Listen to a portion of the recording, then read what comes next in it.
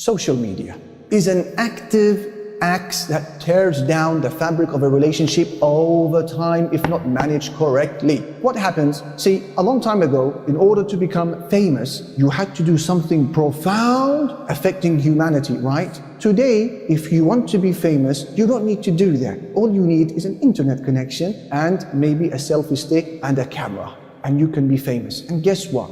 The more clothes you take off, the more the likes. The more radical and crazy things we may do, the more the response rate we get. And then the greater the response rate we get, the more the dopamine, the more sense of gratification. And the more the sense of gratification, the greater the urge you will have to do more. What happens over time is that you and I will lose the ability to accept attention from one person, because our brains have become rewired to only accepting and craving attention from many people. Why 30 likes when I used to have 300 likes? Why 3,000 likes when I used to have 300 likes? And then your poor wife or your poor husband wants to sit down and have a conversation with you. You can't do it anymore. You're fidgeting. You're yearning to get back on the phone and to see who said what and who liked what.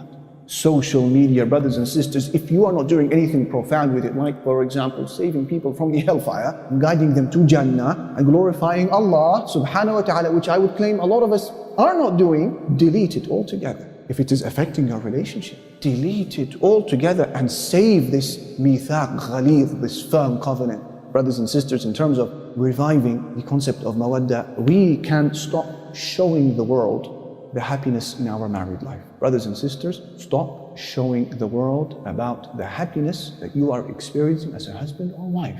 The world doesn't need to see the photos of your marriage. And if your husband, your sister has bought you a huge bouquet of flowers, you don't need to show the world on Instagram that your hubby has just got you some flowers.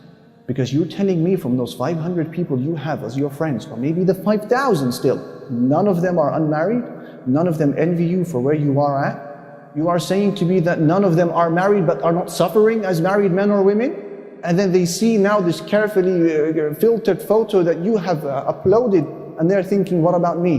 Don't you fear that an eye may affect you, because the evil eye is real? Now, we don't want to take this to paranoia, brothers and sisters, but I don't doubt that many of the sudden breakdowns of relationships that seem completely unexplainable are due to the ayn. Ahmad narrates in his Musnad, and Al-Hakim in his Mustadrak, that the Messenger sallallahu alayhi wasallam said, إِذَا رَأَى أَحَدُكُمْ شَيْئًا أَعْجَبَهُ فَلْيُبَرِّكْ فَإِنَّ الْعَيْنَ حَقٌّ. If any of you sees something that he admires, let him make dua for barakah, blessing, Allahumma barik lahu, or something like that. He said, because the eye is real. The eye is real. And Abu Nu'aym narrates in his Hilya with a Hasan chain of narration, as mentioned by Nasiruddin al-Albani, that the Messenger sallallahu alayhi wasallam said, إِنَّ الْعَيْنَ لَتُدْخِلُ الرَّجُلَ الْقَبْرَ وَالْجَمَلَ الْقِدْرَ. The evil eye can take a camel to the pot and can take a man to his grave.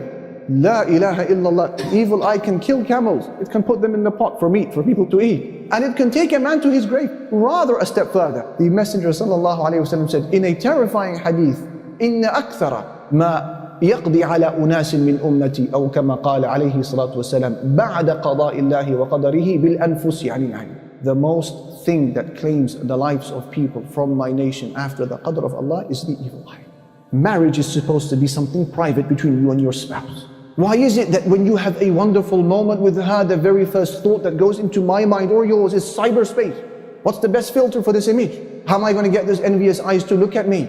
And then you expect that this is something that will not require a price? Impossible, dear brothers and sisters. We have taken enemies at times, or at least the masses of people with different intentions. We have brought them into our homes. We have taken them for drives in our cars. We have shown them our dates with our spouses.